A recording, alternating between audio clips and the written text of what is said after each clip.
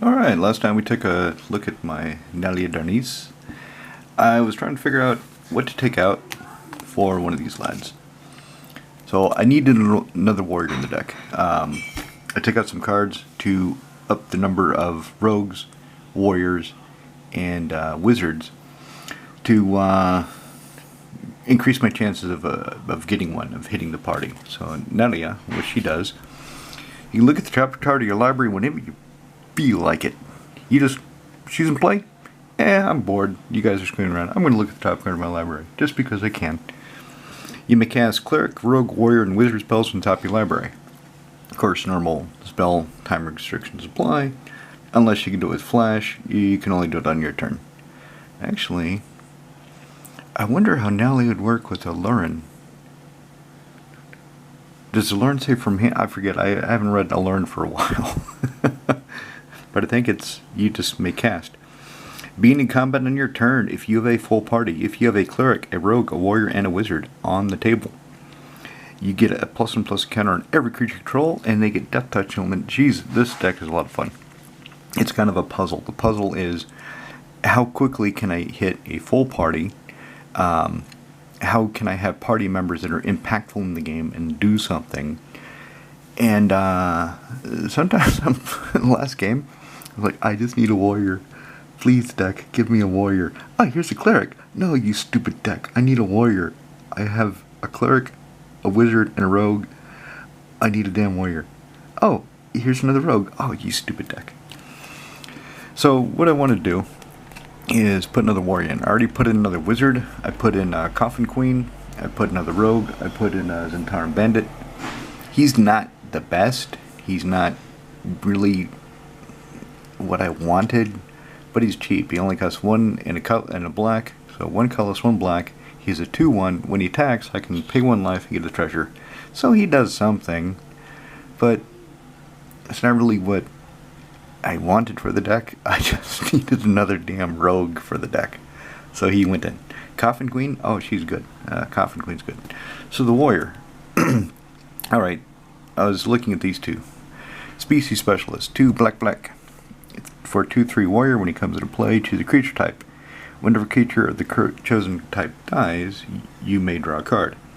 The problem with him is this deck, it's across 4 creature types. I suppose I could choose human, but I don't have any way. I'm not killing my own creatures. I'm not sacrificing my own creatures. I'm not doing anything like that. So basically, he comes down to, what are my opponents playing? Well, if Cube is playing his squirrel deck, he's going to be sacrificing squirrels, so I will be getting cards. If he's playing pretty much anything else, no. The Genie, if he's playing, say, his exile deck, he's not really... So he would depend on what my opponents are playing, and most of the decks are not really going to fuel him. So I decided not to put him in, and instead Jazzle Goldbane. So Jazzle here, 2 white for a 4/4 instead of a 2/3 with first strike. So this kitty warrior strikes first.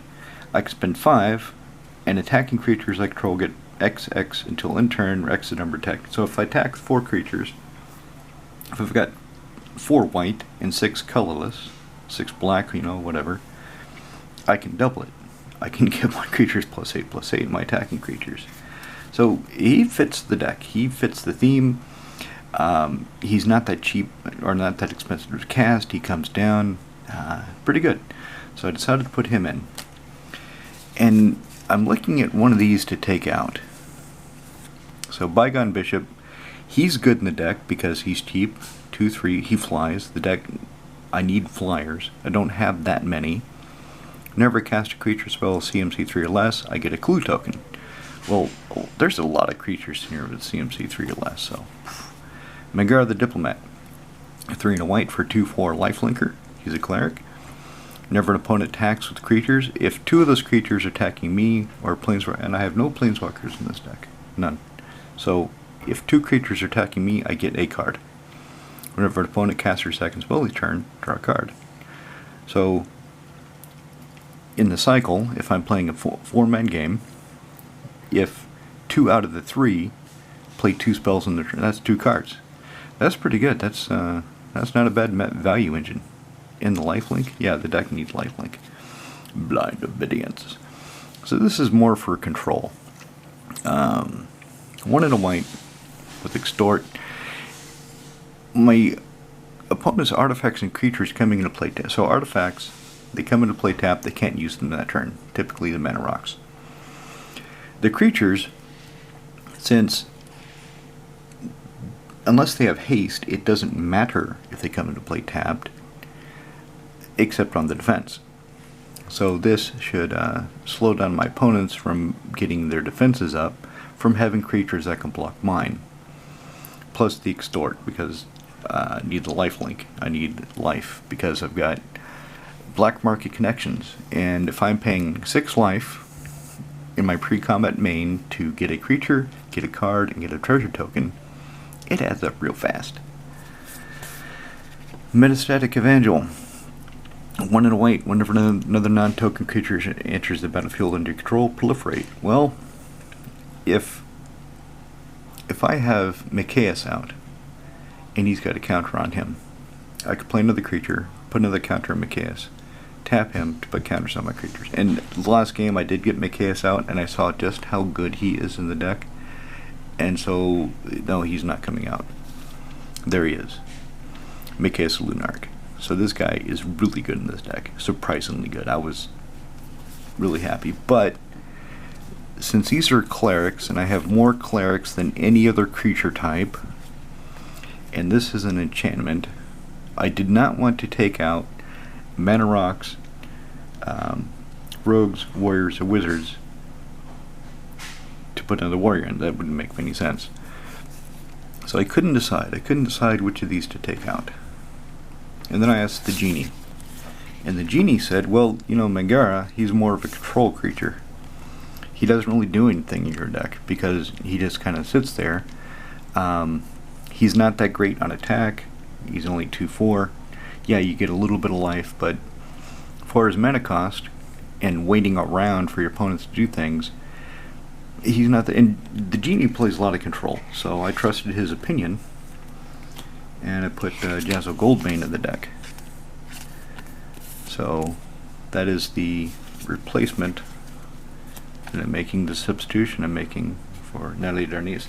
Now, if you need a new deck, if you want a new deck and you don't have a black-white deck, oh, I can recommend this. Oh, she's just so much fun. Now, the deck as I have it, if you look at it on Moxfield, it's 300 euros. Every card adds up. I say you can build the deck cheaply, and if you take out Volra Stronghold, which is really, really nice, but it's not absolutely necessary, and you take out Nikto, Shrine to Nyx, you take that and you drop it down to 200 euros for the whole deck.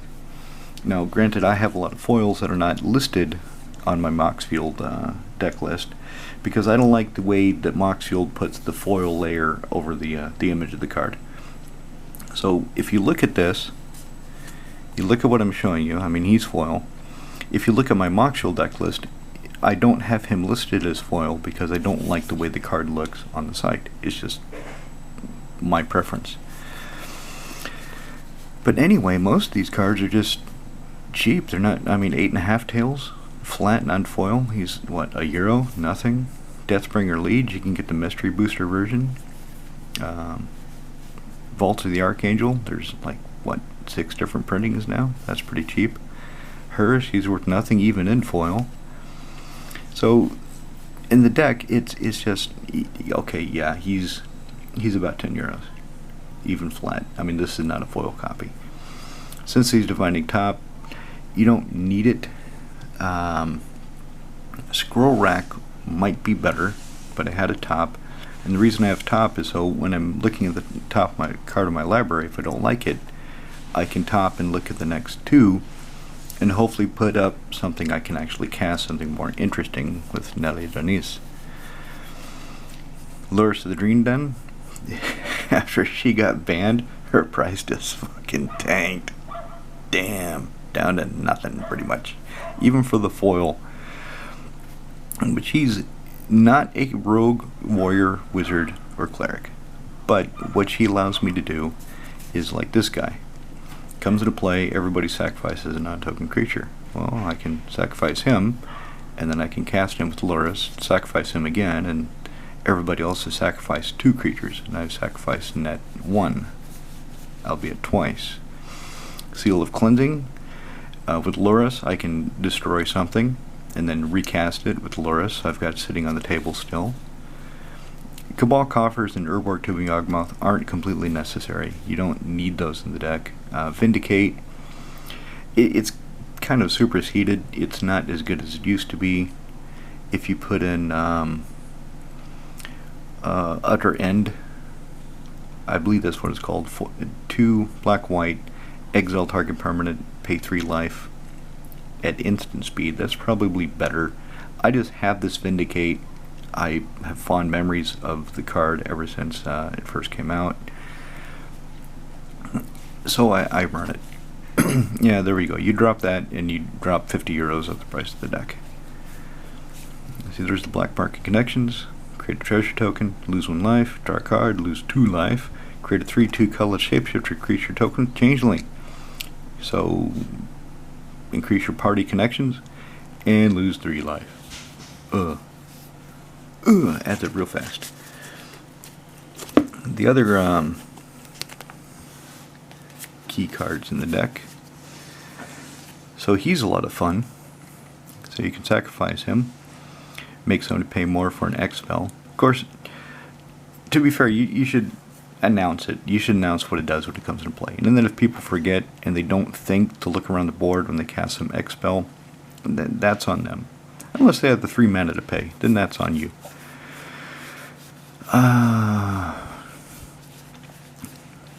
What else is really cool? He's fun. He's more fun than I thought he'd be. I found him cheap because he isn't really played anywhere in Modern that I could tell. And Flying Haste, that's good. And then discard a card. If I've got Luris or Volrath Stronghold or something out, it doesn't really bother me. Draw a card, lose 1 life, or everybody sacrifices a creature. So he's got a lot of options. He's pretty neat. This is also good to Luris. If one of your creatures is going to die, you can sacrifice Angelic Renewal and put the creature back into play, and then with Luris recast the renewal on your turn. Stick together. This is fantastic. You cast it, everybody starts looking frantically at the creatures. Do I have a rogue? Do I have a cleric? Do I have a wizard? Shit, this guy's a monk. This guy's a druid. This guy's a soldier. God damn it, I lose all my creatures. Well, sorry. Kind of. Not really. Volrath Stronghold. So you cut this out of the deck and you drop about 80 euros. I say it's not really necessary, but what it does is it allows you to get into a situation where, let me see if I can find him. He's probably in the other stack.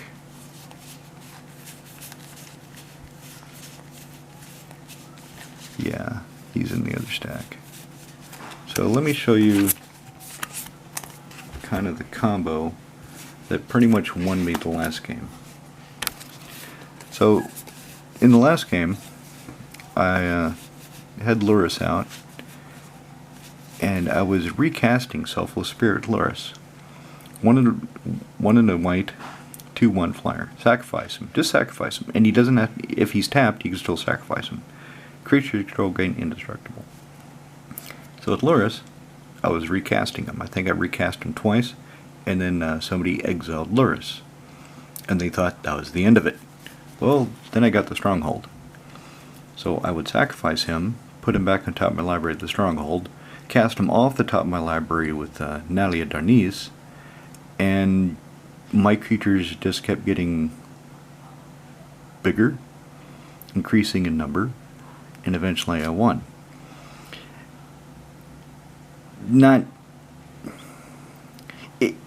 Okay.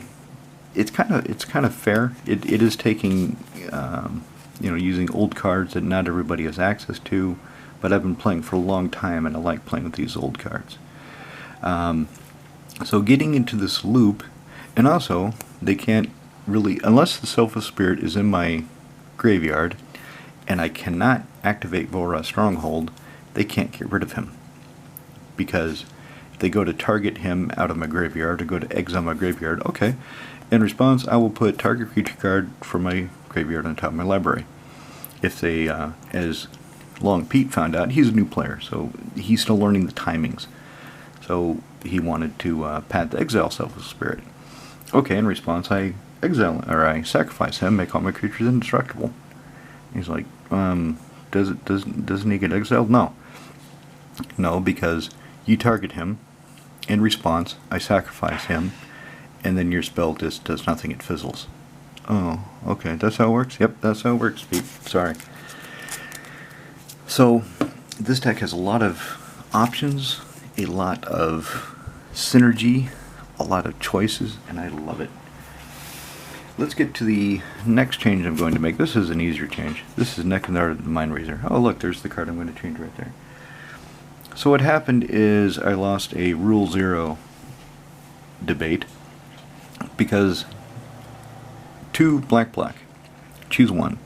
Go find a card, put in your hand, then shuffle your library. Choose a card you own from outside the game, put in your hand. To me, that means if something of mine has been exiled, for whatever reason, it's exiled, it's no longer in the game.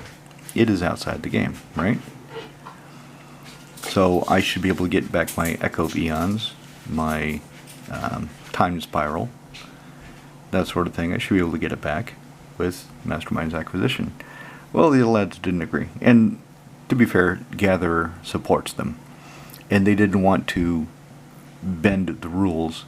So this is another discussion. I see all these people talking about the ban list for EDH. How you can just ignore it, how you can do whatever you want. How when Wizards does its tiers, you can ignore that. Yes, you can, but only if the people you're going to play with agree. If they don't agree, then you cannot play that with them. They will not let you. So, if something is, say, Tier 3, classified by Wizards, whenever they come out with this, whenever the hell that is, and you run your deck, and they say, okay, only 2 or 1, those are the only tiers we're going to be playing.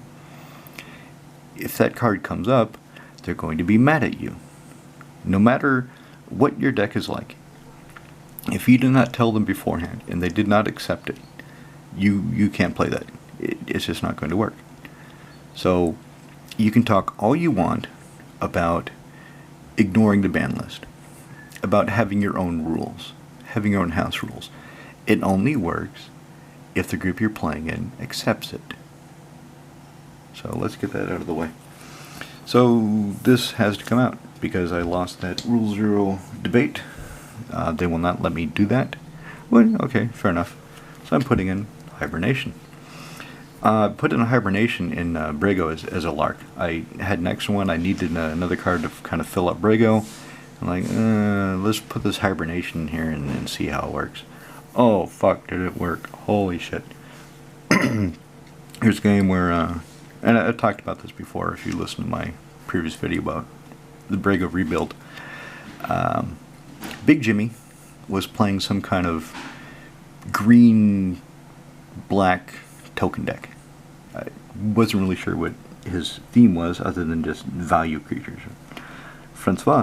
Frenchie was playing Joda Legends. A lot of Legends are green. And they were building up, and I was kind of building up. And then I was keeping Big Jimmy's Scoot Mob off the board because Big Jimmy, I don't want him dealing with a lot of triggers. He gets wrapped up in the minutia of what's going on and kind of forgets things, so I didn't want him dealing with a lot of triggers. So I was keeping a Scoot Mob off the board. But everything else is building up. And then he attacks me. He's made some major attack. Something I couldn't really do, so I cast Hibernation. Poof. all his tokens go back to his hand. All his creatures go back to his hand.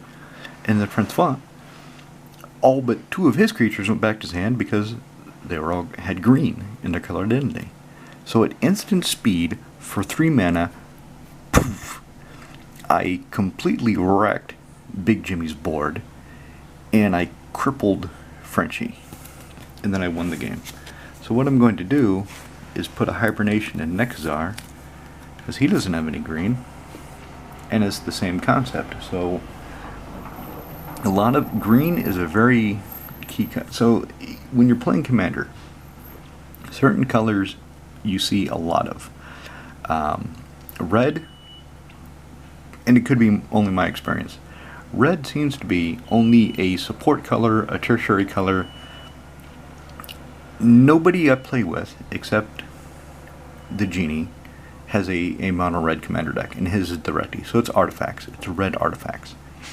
He doesn't play it that often. He has a green-red deck. He has a... Does he have anything else in red? I can't remember. Cube. He's got a blue-red deck. He's got a blue-green-red deck.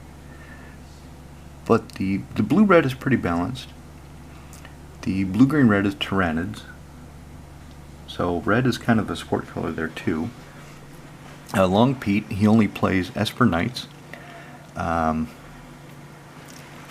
see, who else? Roman. Roman has Kaiser, the Warhammer deck. No, Fallout deck, the Fallout deck. So it's kind of balanced between red and white, but it seems to be white is more prevalent, more popular. But anyway, what I'm saying is, some colors you will see more often. Green, you will almost always, you sit down at the table, somebody will be running some flavor of green. Probably another 1 or 2 people will have decks tinged with green. So hibernation becomes kind of a blowout, becomes pretty cool. So I'm going to put this into Nekazar. Yeah, I put that full art foil chromatic lantern in Nekazar.